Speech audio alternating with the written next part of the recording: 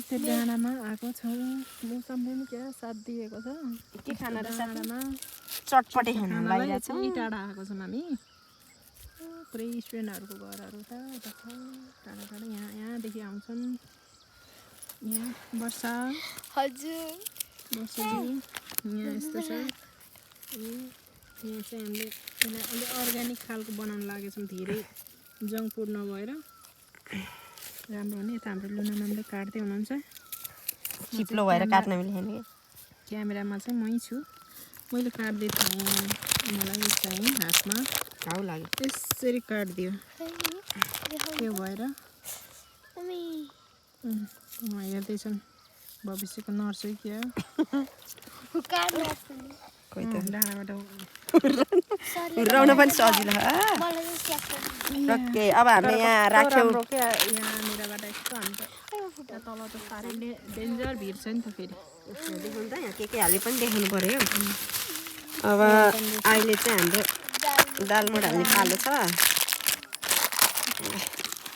ल हाम्रो दाल त डेन्जर छ कि पोल्ने ल बस्छ अब हाम्रो चाउचाउको पाला आएन चाउचाउको पालो तिम्रो सब देखाउ त अलिअलि चाहिँ यसरी साइड साइड भाँडा चाहिँ खाली थियो सुप चाहिँ यसमा काट्यौँ आलु काट्यौँ धनियाँ काट्यौँ अब हामी यसरी चाहिँ हाम्रो चाख्ने बानी छ फेरि आलु भनेको त ओहो यता खालि चढाउनकै खायो ल हाम्रो चाउचाउ पनि हाल्यौँ तिनटै हाल्ने होला नि जताततै नपालौँ टिचर भएर एउटा जिम्मेवार स्टुडेन्ट भएर हामीले सिकाउने हो तिमीलाई आज आइतबार पनि है अहिले हामीले प्लास्टिक पनि बोकेर जान्छौँ घर हामी यस्तो जिम्मेवार नागरिक हौँ यस्तो राम्रो ठाउँमा आएर हामीले फाल्दैनौँ थुपारेर राखेको छौँ ल आज हाम्रो चटपट चाहिँ एकदमै स्पेसल स्पाइसी हुनेवाला छ है ल कसलाई मनपर्छ चटपट खाना यो चाहिँ हामी चाहिँ यस्तो जङ्गल जङ्गल आएर भने यो चाहिँ चटपटको खुर्सानी र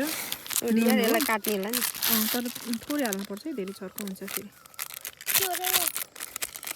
सुक पनि यसमा हालेको हो सुप पनि मिसाएको छ यो थोरै राख्ने यो मार्छ यसले पिरोले ओके ल यो नुन पनि धेरै नहालौँ अहिले ठिक्क खाने यो चाहिँ चटपट कस्तो राम्रो हुन्छ चटपटमा ल आजको चटपट चाहिँ बबाल हुनेवाला छ है हाम्रो चटपटे चना चटपटे एकछिन त्यस्तो राख्नु अब भुजा पनि त बाँकी भुजा त धेरै हुन्छ क्या आधा मात्रै गरौँ है धेरै भुजा अलि हामी चाहिँ मेन पावर अलिक कम भयो कि अलि धेरै नै हुन्छ होला भन्ने सोचिरहेको थिएँ मैले तर तिनजना मात्रै भयो आइएन हामी तिनजना भयो नि हाम्रो तिनजनामै 3000 जना जति काफी छौँ हामी रमाइलो गरियो यति हुन्छ भयो ओके धेरै मिठो हुँदैन होला भुजाले जितेको र अब हामी चाउचाउको नुन पनि राख्नु पर्यो नि राख्नुपर्छ त्यसरी हाम्रो कता हो बादल के अरे है के कराएको अरे हो के भन्छ अरे यसलाई न्याउली न्याउली हो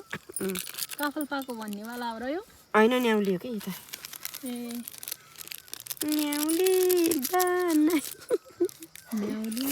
बनैमा अन्त गाउँ न सिङ्गर पनि हो नि फेरि यता हाम्रो एक्स्ट्रा हुन्छ अर्डिनरी सिङ्गर पनि छु है यता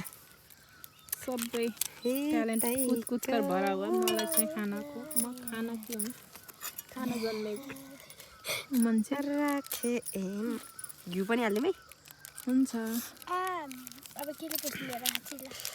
हाम्रो लगभग रेडी हुन लागिसक्यो है चटपट घरमा खानुभन्दा जङ्गलमा आएर यसरी खानुको मजा बेग्लै हुन्छ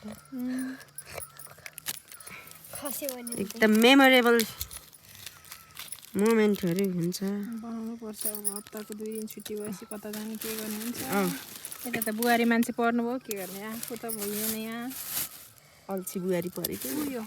अब यो हाल्ने ओके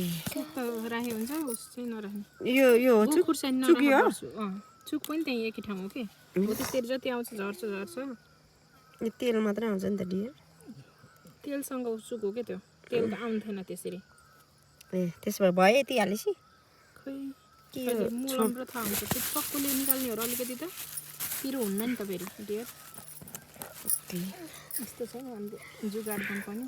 हाम्रो जुगाड चक्कु छिर्छ कि छिर्दैन भन्ने होला है रुख पनि छ हाम्रो तर निकाल्न त परिहाल्यो नि कति अहिले यस्तो पिरो छ यो वाला त यो चाहिँ हाम्रो बुटुल दिदीले बनाउनु भएको थियो टिमुर अनि के हो खुर्सानी डल्ले खुर्सानीको छोप अनि त्यसपछि लसुन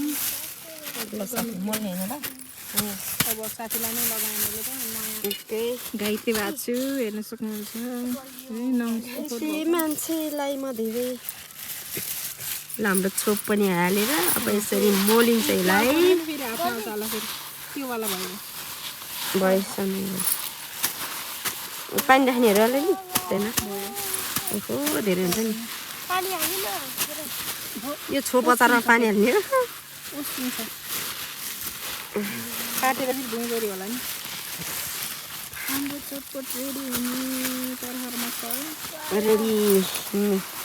90% भइसक्यो अब हल्का मलेपछि 100% हुन्छ है हाम्रो चटपट चाहिँ एकदम स्पेसल स्पाइसी बन्दैछ हामी सबै चटपट लभरहरू भेट भएर फेरि